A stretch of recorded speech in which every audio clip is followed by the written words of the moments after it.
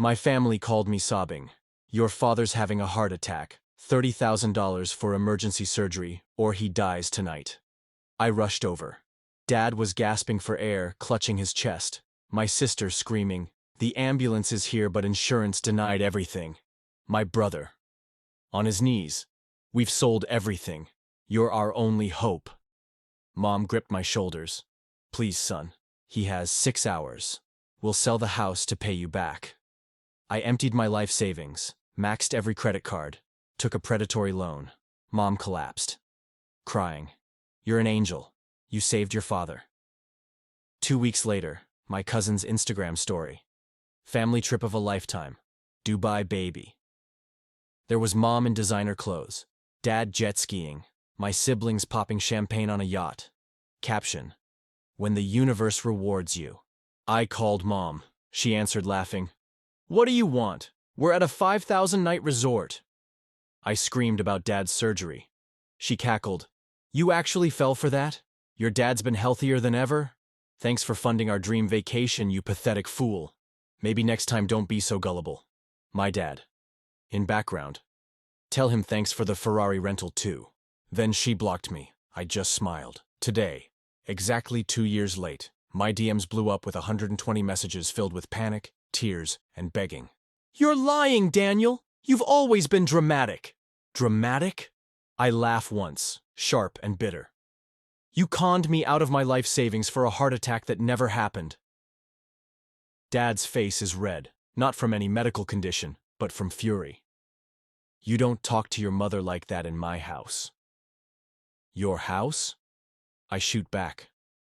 "The one you were ready to sell to me for a fake surgery bill?" The air feels like it's vibrating. My sister clutches her coffee cup, shaking, while my brother keeps pacing, jaw locked. My name's Chanter Daniel Carter. 27. Software tech out of Austin, Texas. I'm not the loudest in the family. Never was.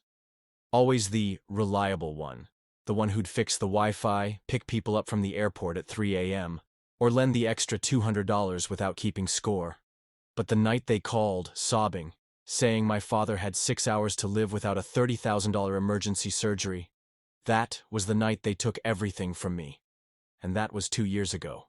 The players. Mom, Linda Carter, 63. The emotional manipulator, sweet voice in public, razor-edged in private. Dad, Robert Carter, 66. Retired mechanic, quick temper, selective memory. Sister, Emily Carter, 31. Instagram obsessed, allergic to real work. Brother, Jake Carter, 29. Talks big about loyalty, folds when money's involved. "We were desperate," Emily says, trying to soften her voice. "You weren't desperate. You were in Dubai." Jake mutters, "It wasn't like that." "Not like that?" I snap. "I've got screenshots of you popping champagne while I was maxing out credit cards and signing a predatory loan at 28% interest." Mom rolls her eyes. "Oh, Daniel, you'll survive. We just wanted one nice thing in life. They think this is just about money. They think I'm angry because I'm out 30 grand and paying 28% interest to some strip mall loan shark in Pflugerville. No. This is about every silent taps they've been running on me since I was old enough to drive. It's the countless, quick favors that cost me weekends, the airport runs at midnight, the endless tech support calls that magically came during my only days off. The kind of things you do for family because you assume they'd do the same for you. It's the fact that when I got laid off in 2021, they didn't even ask if I was okay. Not once. I was eating ramen twice a day and selling my guitar to make rent, while they were posting pictures of date nights and beach vacations. They don't see that I've been the invisible scaffolding of their lives, holding them up while mine was cracking. And now they're looking at me like I'm cruel for pulling away. They didn't just steal my savings. They took away the version of me that believed they'd never do this. It was 2 months after the surgery, when my cousin Jess tagged everyone in a video of Dad riding a rented jet ski in Miami. The sun hit his face just right, not pale, not fragile, not fresh out of a triple bypass. He was grinning. Healthy. Mom was in the background in oversized Gucci sunglasses, sipping from a frozen drink with a little umbrella in it. I watched the clip on a break at work, in the narrow alley behind the office, leaning against the dumpster because I thought I might throw up. When I called Mom, my hands were shaking so hard I almost dropped the phone. She picked up laughing. Not awkward laughter, not nervous. The kind of laugh people give when they've already decided you're a joke. "Oh honey, you actually fell for that?" I didn't cry. Not then.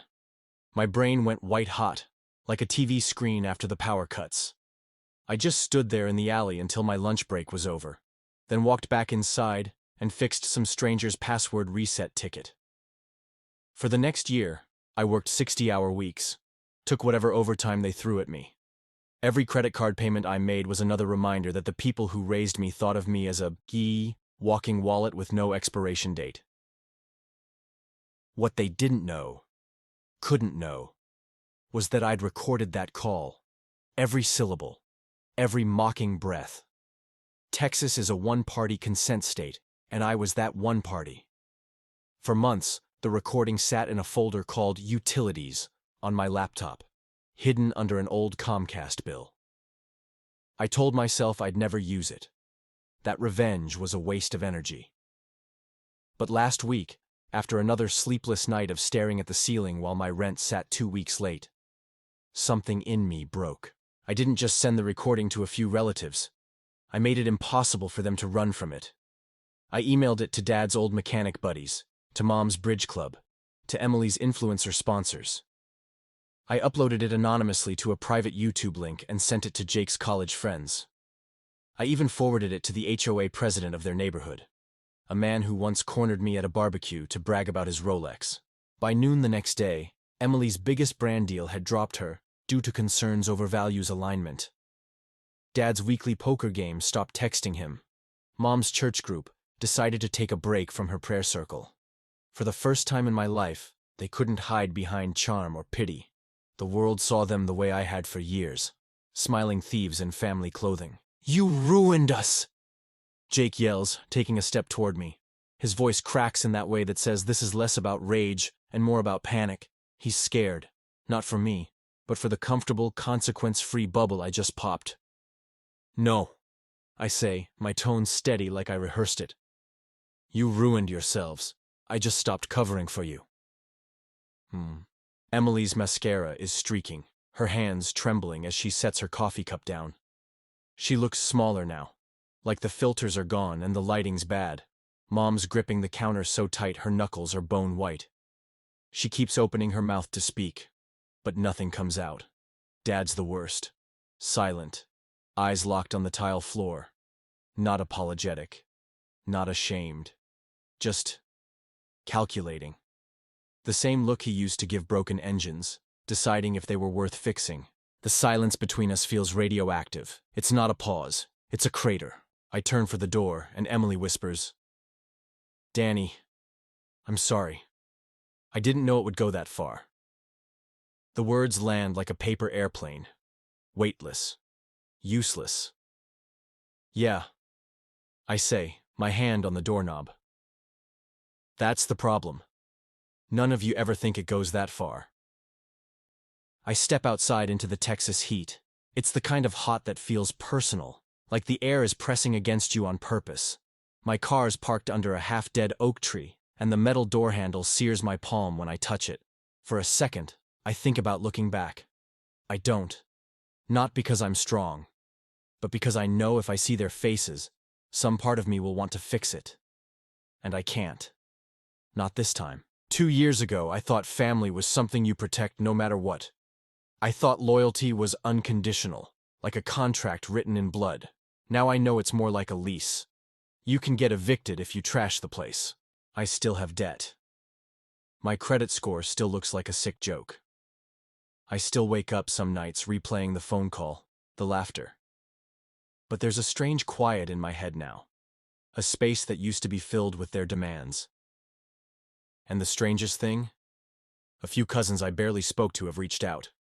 Not to gossip, not to take sides, but to say, "I get it. I've been there. You're not alone. Maybe one day I'll forgive my parents.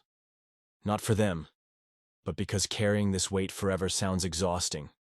But forgiveness isn't the same as forgetting. And it's not an invitation back into my life. Family can be the people you're born to, or the people who prove they deserve you. And for the first time, I'm starting to believe that's not a loss. It's a filter. If you were in my shoes, betrayed, humiliated, used by your own blood, what would you do? Would you expose them like I did? Or walk away quietly? Drop your thoughts in the comments. I read everyone, and if this story hit you, like the video, subscribe for more real stories, and share this with someone who needs to hear it. Remember, protecting your peace isn't selfish. Sometimes it's survival.